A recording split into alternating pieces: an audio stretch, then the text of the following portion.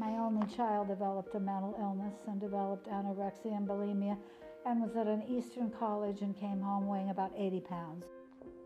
And so that was torture, and so I was on the computer all night looking for treatment programs for her because I was beside myself with anguish, despair, utter devastation, and fear that she would die, and I found NAMI. I found NAMI at night, and I Googled them and read about them, and I learned so much. I learned that suicide is the first leading cause of death in our university and colleges today.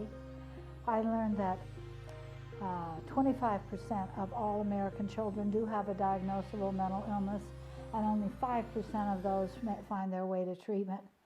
I learned that when mental illness strikes a family, it's as if someone threw a hand grenade into that family, because the brain illness kidnaps the brain of the relative and then kidnaps all the family members into taking care of that adult son or daughter or spouse or whatever. And it creates utter emotional chaos in the family, devastation, anguish, despair. You know, we raise children and we have kind of an image of what they'll be. Maybe they'll be an attorney, they'll live on the East Coast, they'll marry an accountant, you know, whatever, and they'll have kids and we'll have grandkids. And when your child develops a mental illness, they go down a whole different path. The disease kidnaps the brain of that relative and kidnaps the entire family. And there's been no hope for them and no help for them until NAMI. In the 1960s, by a group of mothers who, all sons and daughters, all adult children, all had schizophrenia, and what do we do? And they went up to the governor in the state of California to demonstrate, you've got to change the law so we can get help. And all of these women went to see psychiatrists about their adult children, and the psychiatrists would blame the women. But with that many kids, of course you have one that's schizophrenic. And all this erroneous, inappropriate accusations and judgments of mothers who had mentally ill kids. So they started this organization where they would talk and support each other. And that organization led into the best advocacy program to assist families in America today.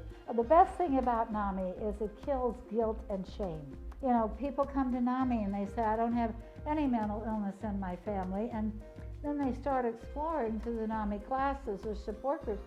Oh, my aunt, yeah. Oh, my grandmother, yeah, I forgot. No wonder my son is, you know, having delusions and hallucinations. No wonder, because my aunt was like that, and they had totally forgotten that aunt. So they can see how mental illness, you know, runs or sort of moves through their family system. Families are so ashamed of having a relative with mental illness that they tend to isolate and hide out and quit talking to their friends and lose friends rather than staying in contact with their friends. And it's true that, you know, your child gets cancer and casseroles come and visitors come to the hospital and visitors come over to the house. And your child gets bipolar disorder or depression with psychotic features. No one comes and no one calls.